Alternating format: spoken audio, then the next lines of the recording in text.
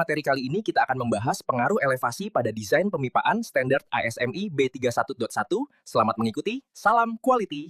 Kalau kita bicara soal desain perpipaan, ada satu kekuatan yang seringkali tak terlihat, tapi selalu ada, gravitasi.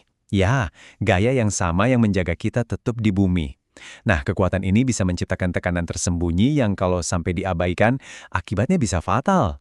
Jadi, hari ini, yuk kita bongkar gimana para insinyur menaklukkan tantangan gravitasi, terutama pas mendesain pipa yang naik turun.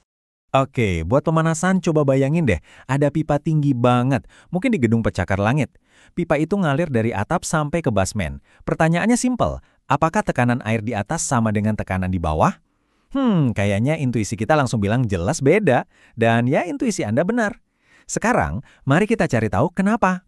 Nah, ini dia kuncinya, konsep yang namanya head statis. Gampangnya gini, bayangin Anda lagi nyelam. Makin dalam Anda turun, makin berat kan rasanya tekanan air di atas kepala? Nah, itulah head statis. Tekanan ini muncul murni karena berat dari cairan yang ada di atas satu titik. Logikanya sama persis buat pipa vertikal. Makin tinggi kolom cairannya, ya makin besar tekanannya di dasar pipa. Oke, sekarang kita bandingkan langsung. Di bagian paling atas sistem, tekanan yang ada itu tekanan operasi normal, atau kita sebut MSOP, Maximum Sustained Operating Pressure. Simple. Tapi, coba kita lihat ke bagian paling bawah. Tekanannya itu bukan lagi cuma MSOP. Kita harus menambahkan tekanan dari semua berat cairan di atasnya, yaitu tekanan head statis tadi. Hasilnya, jelas tekanan di dasar jadi jauh-jauh lebih besar. Dan ini alasannya kenapa perhitungan ini penting banget. Mengabaikan tekanan ekstra dari berat fluida itu bukan cuma salah hitung biasa. Ini bisa bikin pipa di bagian bawah stres karena kelebihan beban. Akibatnya, bisa bocor, atau bahkan, amit-amit, pecah. Jadi taruhannya beneran gede. Terus, gimana caranya para insinyur memastikan bencana kayak gitu nggak terjadi? Tentu mereka nggak main kira-kira. Mereka punya kitab sucinya, yaitu standar ASME B31.1. Inilah panduan resmi yang jadi pegangan untuk semua desain perpipaan yang aman. Standarnya sendiri ngomongnya jelas banget, nggak ada abu-abu. Coba kita lihat, paragraf 101.2.2. Dibilang, tekanan desain internal itu harus memperhitungkan efek dari head statis. Titik. Ini bukan sekedar saran atau best practice, ini aturan wajib. Tujuannya cuma satu, memastikan sistemnya kuat dan aman. Intinya, sesederhana ini. Di balik semua istilah teknis tadi, pesannya cuma satu. Tekanan desain Anda itu wajib hukumnya memperhitungkan berat cairan yang ada di atasnya. Kenapa? Karena ini bukan cuma soal aturan, ini soal hukum fisika. Gravitasi itu nyata dan berat itu adalah beban.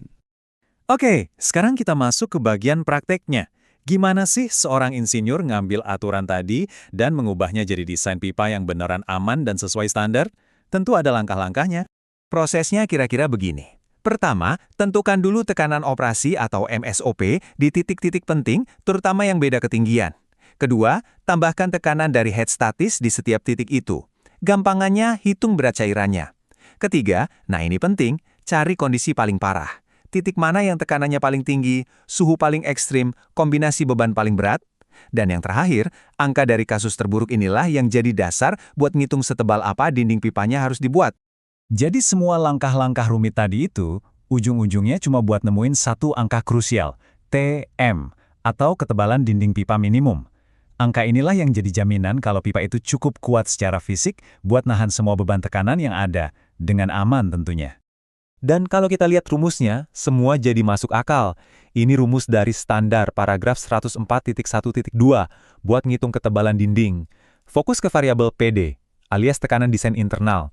Nah, disinilah angka head statis tadi masuk.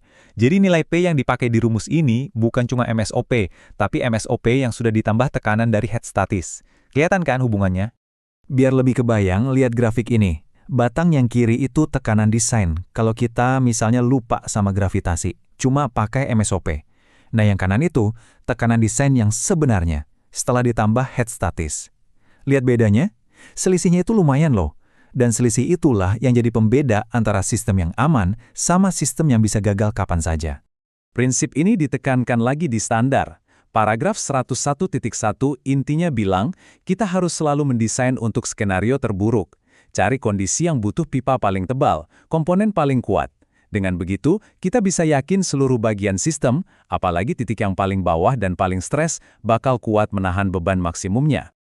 Oke, Jadi, di mana aja sih prinsip ini dipakai di dunia nyata? Jelas ini bukan cuma teori di buku. Ini pertimbangan desain yang sangat krusial di banyak sistem industri. Standar ASME ngasih beberapa contoh kunci. Misalnya di perpipaan eksternal boiler, perbedaan elevasi itu sangat menentukan rating tekanan di tiap bagian. Terus di sistem drainase, kita harus antisipasi kalau air mampet dan menumpuk. Itu kan langsung menciptakan head statis. Nah, yang menarik nih, pipa bawah tanah. Di sini gravitasinya menyerang dari luar. Berat tanah di atas pipa menciptakan tekanan eksternal yang juga wajib dihitung. Ini bukti kalau gaya-gaya tak terlihat bisa datang dari mana saja. Jadi, kalau ada satu hal yang harus kita bawa pulang dari obrolan ini, ya ini dia. Anggap gravitasi sebagai sebuah beban. Beban yang nyata. Selalu masukkan itu dalam perhitungan tekanan desain.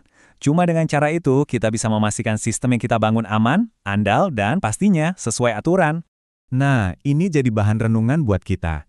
Kita udah lihat gimana gravitasi bisa menekan lewat fluida dan tanah. Ini bikin kita mikir. Selain gravitasi, kekuatan tak terlihat apa lagi sih yang harus selalu diperhitungkan oleh insinyur? Mungkin getaran atau pemuaian karena panas. Semuanya demi membangun dunia yang lebih aman di sekitar kita. Jangan lupa untuk subscribe, like, dan share channel ini. Nyalakan juga lonceng notifikasi agar tidak ketinggalan update video inspeksi selanjutnya.